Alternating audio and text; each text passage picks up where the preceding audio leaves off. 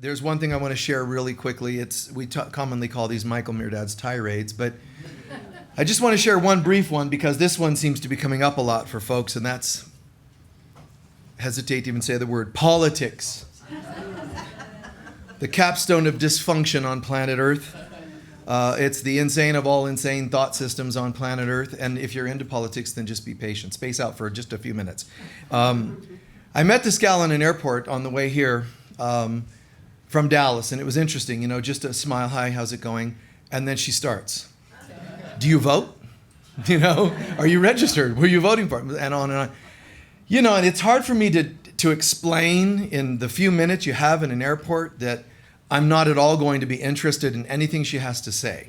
I don't mean that offensively. I mean just, I'm coming from a spiritual perspective, and when you come from a spiritual perspective, you usually don't find quotes from Buddha and Jesus about candidates and all this kind of stuff. And yet, I understand it's very important to people too.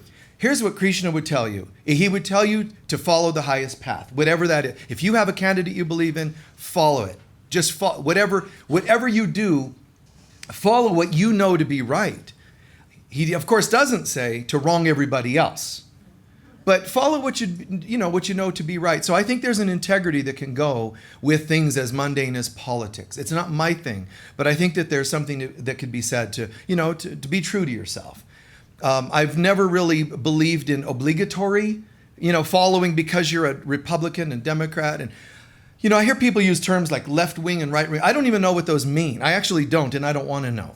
I've never read a paper, and I'm not interested in reading newspapers. So, for me, you could look at me and think I'm the most dysfunctional human being on the planet because I'm not at all interested in mundane things. But that's the way it is, and I feel good about that. But I think that people say consistently, man, whatever you do, never talk about politics and religion. And it's funny, why not? Because there's such garbage related to these things, There's such just messed up minds about these topics. And they're not actually that far apart. Because when politics entered spirituality, it became something called religion. Think about that sentence. We can have spirituality, but as soon as you start mixing it with the rules and the politics of a spiritual thought system, it becomes a religion. So from my standpoint, the concept of politic messes things up when it's used improperly. What I also believe is that it may have had at one point a pure intention. And we happen to be lucky. We can say our country is the greatest on the planet. We can say that, and it means different things to different people. And that's a great statement. It is the best country, the best government, or whatever on the planet. It's just that this planet's so messed up, it's no longer that great of a trophy. Ooh. Anyway, I honestly do not believe that once something gets that entrenched into our minds, in other words, my addiction dysfunctions, the world's addiction dysfunctions, once they entrench into the mind, they're hard to get rid of. So I don't think there's an easy way out of the situations we have. People are talking about voting for candidates, but if you listen to it, it's like the worst choices we've ever had in history. And what really disturbs me is people keep talking about that they have to vote for the least of two evils. That's not how you're supposed to do things in your life. You're not supposed to date the least of two evils. You're not supposed to vote for the least of two. And if you have two messed up parents, be free, leave. You don't have to go, well, I got to choose one that's the least dysfunctional. So I think there's other ways around this, but I don't think there are ways that would be typical or accepted. So I think we're in a very precarious kind of a place. It may sound a bit serious, but that's it. And I don't think it's anything we should get ourselves too enmeshed in and too entrenched in, arguing points. All I'm saying is get in touch with God. That's it. Get in touch with a candidate. If everybody spoke up and didn't bother voting, let's say, for example, I'm not telling you what to do, but if everybody said, we're not voting because you didn't give us good candidates, I wonder if that could change something. Where they go, we can't just throw them somebody and tell them, and they'll just, through obligation, vote because they're Democrats or Republicans or whatever other names they have for those kinds of things. Instead, we're making conscious choices. And you know what? There have been spiritual presidents. It is possible. They may still be human, But there have been spiritual people in presidency, and usually they get shot, like Abraham Lincoln. There are people that know how to hold integrity. Even President Carter was a good man, but he was totally ineffective because he wasn't playing the game. So he leaves that and just continues being a good man, and that's amazing. Look at the difference between what a good man can do going in and coming out of such a position, and then the ones that go in and come out and do nothing but do $1 million lectures all around the world. There's a difference. One guy's building houses for poor people, and others are cashing in on their former position. So we have a very precarious place, and I'm sharing this for various reasons, but it's such a hot topic, and you can even get cornered in an airport, and people, come at you. And I'm sharing this partly to say, isn't it amazing how enmeshed and how entrenched it all is? And some of us actually think if your guy wins, the whole world's going to change. We have to get right in our own heads and right in our own minds. If you can't pick a good date, how do you expect to pick a good candidate? Your choosing history is not really great. I don't have a good track record of that. That's how people sometimes refer to it. We have to learn that we can actually be spiritual beings and have spiritual leaders. It is possible, but you can't change something with the same mind that created it. So we have to exit the ego mind. We have to exit the way people do things. Don't vote out of obligation. And don't vote for your party, I guess they call it, out of obligation. We all learn to tune in and see, not the least of evils, but what person, God, show me, what person, whether I'm dating or voting, what person has the most light? What person demonstrates and holds and anchors and lives by that kind of a light? That's the kind of person I want to know. That's the kind of person I want to associate with. And it isn't always going to go our way. You can put a guy like maybe the current president, you put him in office, and some of you may not like him, but I think he was never even given a chance to do anything because he's outgunned, he's outnumbered by people that don't want good things to happen. So we have to start sticking to that. Forget about who's running and get right. Let's get righteous people. Let's choose righteous people as our friends and as our politicians and whatever else. It is possible to have good people. I'm not going to go through history and name the ones I thought had good energy about them because you may differ. Lastly, again, which I've already said, are we being great examples ourselves? Whether you're a parent who's participating at your kid's school or you're a board member at a church, if we can't get that right, we don't really have the right to overly criticize other people in higher positions. How are we doing in our own positions? Well, I do nothing to change the world whatsoever. Well, what can you do? When we leave this world, if you die tomorrow, did you make a difference? Did you do anything from a righteous place? I would never be proud to say, I always voted for the party my parents told me to vote for. I would never be proud of that. Instantly, my guilt would send me back to another lifetime. And that's, I'm stuck. Now I'm stuck because of that. Oh, that again. What's right in my own heart? And so when I've been out and visiting other churches, for example, guys, there's politics in churches. And I will use another word. There's corruption because of the politics in church. People don't know how to follow their heart anymore because everything's so enmeshed in the politic of even in churches. People aren't free. So lastly, kind of a funny story.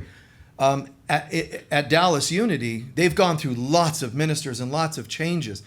And it's amazing because each person thinks they might make a difference. But everything's so messed up that each person that tries, their hands are tied before they even get a chance. They might have had good ministers, but they weren't allowed to be good ministers. They might have had good board members, but they weren't allowed to be good board members. So the corruption in itself, the mess itself, kept good from happening. So I was sharing with them, and I knew I was hearing some of this as I was there. So I thought, well, very tactfully, let me share some suggestions. I swear I was tactful. So I'm saying, guys, remember, give people a chance. And I also said, if it were me, and here they even have new board members and new minister, and I'm so having to be very careful. But I said, if it were me and I were asked to come in and help make a change and help this church or any church to work, and any church that I get invited to help advise to get it to feel like this, there's one common thing that has to happen. I say, fire everyone.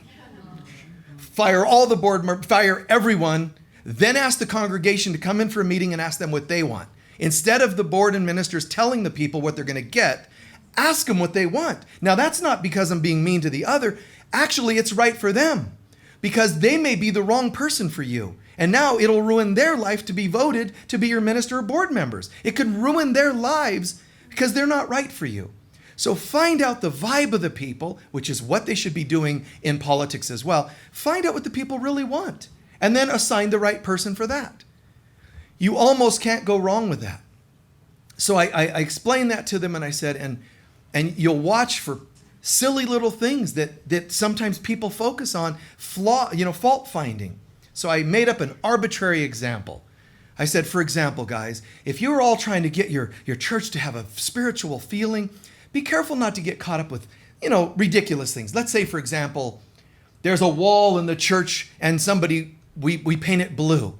You've always got some nag that's going to say, I'm never going to that church again because I don't like blue walls.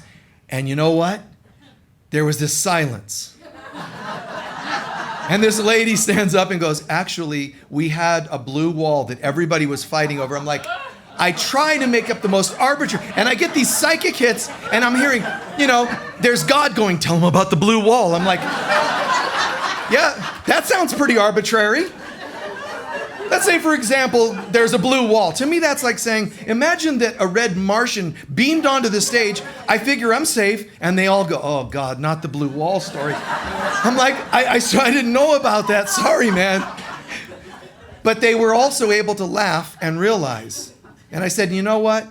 If everybody's pretty cool about the blue wall, and some of the ushers and volunteers and so forth, they said, we actually wanted the blue wall because the church is huge. And when people arrive, we would say to them, just go to the blue wall and turn right. There's the sanctuary. To them, it was a really, and we complain about things not knowing why people choose things. So instead of being that typical argue just to argue, and politics just for, and checks and balances just for the heck of it, learn to find out what people are about. Find out why they painted the wall blue. And I explained to them, I said, what if you had somebody come in and say to you as a church, guys, my child just passed away. It's a little boy, and it just passed away. And I have a fund that was left in their little bank account. It's $100. I bought paint to remember them, just for maybe a year. Would you mind painting this wall blue? Just so it's meaningful to me. I'd be all over that. And there would be people sitting around complaining, wait a minute, where'd the blue, who chose the blue? I didn't get asked if I wanted blue. This is what people do in politics and religion and churches. And I find it to be ridiculous. And that's why we didn't do things like that here. We asked, before I arrived, I asked the members, the leaders of the church, right, dear? I want you guys to have a meeting. They invited me, and that was very flattering, but you know what? You need to ask the people there if I'm even what they're looking for. Because if they want traditional, I'm not it. Kind of, So I would actually be the wrong person. And it sounds like who would do that? Who in a movie would say, I'm not the right actor for your movie? If you're going to be paid $20 million, put me in there anyway. That's not the way to live. Go with what's the higher good. Go with what's right and not what the head tells us. So I felt right to say, you guys need to find if I'm the right person. Get past that hurdle, then I come in and then we work it out.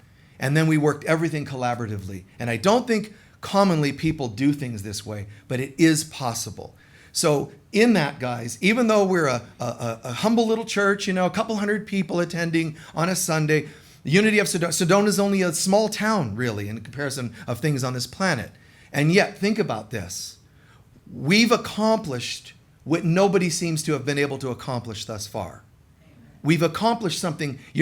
Some of you are just sitting here to, just to hear a talk or whatever, or just the music or whatever. There's something bigger. We've accomplished something that people haven't been able to accomplish. Not legally, politically, spiritually, religiously, all those things. We did it all different. God first. How can we bring spirit into board meetings? How can we bring spirit into decision making, into policy making? All the things we do. How many hours were open? We try to go from a place of inspiration. So you should be very proud. You really should. You should be very proud to have been part of co-creating something that planet Earth, it would have such a hard time trying to adapt to, and yet it would bring great things to everyone. So you're part of planting seeds that will one day become the majority instead of the minority. But what's going to happen between now and that time remains to be seen. I hope that we learn the easy way instead of the hard way. All right? Thanks, guys. And I'll be running for office as of next year. No. Wouldn't that be wild? Anyway, get into politics and start telling them all, we don't care. We're going to do it differently. Yeah, fire everybody. Yeah. Welcome, everyone. Goodbye.